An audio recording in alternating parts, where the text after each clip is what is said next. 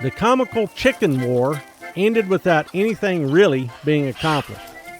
The French, hoping to establish trade with the Spanish operating in Tejas, ended up driving away all their customers.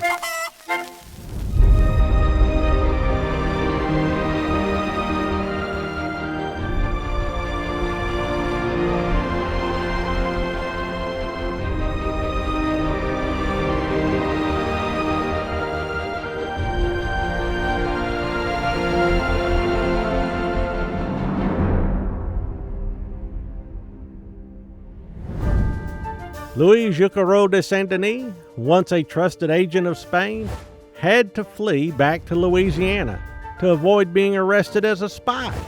He and his Spanish wife spent the rest of their lives in Natchitoches, trading in the area. Meanwhile, the Spanish who had run away from the chicken-stealing French regrouped on the San Antonio River. Their base would be a new mission, established by Father Antonio de Olivares, San Antonio de Valero. The Spanish also built Presidio San Antonio de Bear and another mission, San Jose y San Miguel de Guayo. In 1721, the Spanish returned to East Texas again. José de Azlor y Berto de Vera, Marquis de San Miguel de Guayo, personally paid for a military expedition to occupy Tejas, and this time make it stick. He raised a battalion of 500 men in New Spain, and, guided by a Tonkawa leader named El Quillon, they crossed the Rio Grande at San Juan Bautista. Aguayo picked up the refugee priest and bear, while a detachment of troops rode down the San Antonio River to the site of La Salle's ruined outpost. There they established Presidio Nuestra Señora Santa Maria del Loreto de la Bahía del Espíritu Santo. It became known simply as La Bahía. It would guard the supply road coming from Matagorda Bay and connecting to New Spain by sea. A mission followed soon after.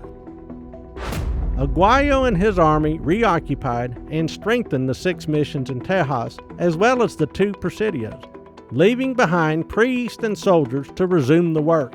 Before the end of the year, he not only restored Spanish authority between the Rio Grande and Red River, but he left behind 4 presidios and 10 missions. There was also a new base of operations in the region, Bear, a little more than 150 miles from San Juan Bautista, the same distance to the ocean near La Bahia, and 300 miles to the heart of the Tejas missions. The new settlement was a critical link connecting Los Ideas and Mexico. There was also a note of caution. The Apaches had started raiding into the region. They seemed interested in plunder, but also seemed to be afraid of people farther north. Aguayo urged a war of extermination against these pesky Indios Barbaros, which might bring a little peace to both Tejas and Nuevo Mexico. The Spanish Empire now stretched well beyond the Rio Grande, and it would remain there for the next 100 years.